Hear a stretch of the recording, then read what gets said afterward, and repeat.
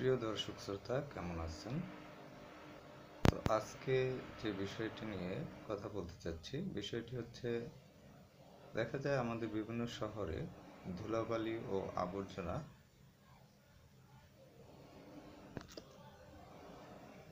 সর্বত্র ছড়িয়ে ছিটিয়ে থাকে।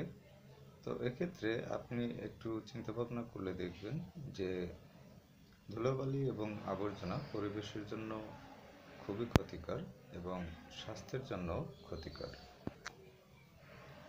প্রতিদিন এই ধুলাবালি আমাদের নিঃশ্বাসের সাথে গিয়ে আমাদের স্বাস্থ্যের হানি ঘটায় এবং বিভিন্ন রোগের উৎপত্তি ঘটাতে পারে। ধুলাবালি ও আবর্জনা পরিবেশের জন্য খুবই ক্ষতিকর। ময়লা আবর্জনা পরিবেশে দুর্গন্ধ ছড়ায়, যেটি পরিবেশের সৌন্দর্য নষ্ট করে এবং বায়ু দূষিত করে।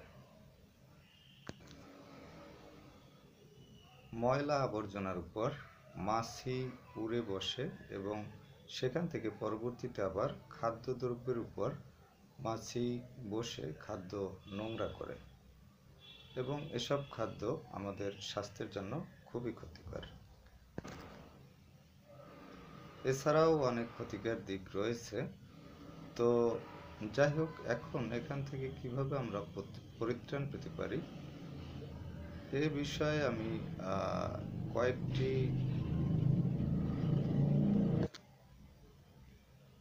বিষয় উল্লেখ করব। এর মধ্যে রয়েছে গণসচেতনতা তৈরি। সবার সম্মিলিতভাবে গণসচেতনতা তৈরি করতে হবে, যার মাধ্যমে আমরা সবসময় শহর ধুলাবালি ও আবর্জনা মুক্ত রাখতে পারি। প্রয়োজনে র্যালি, মানববন্ধন ও ব্যাপক প্রচার প্রচারণার মাধ্যমে আমরা মানুষের মধ্যে গণসচেতনতা তৈরি করতে পারি। পরিচ্ছন্নতা কর্মীদের মাধ্যমে নিয়মিত শহর পরিষ্কার পরিচ্ছন্ন রাখায় প্রয়োজনীয় ভূমিকা পালন করা। ধুলাবালি ও আবর্জনা মুক্ত রাখতে যুগ উপযোগী ও প্রযুক্তি নির্ভর যন্ত্রের ব্যবহার করা।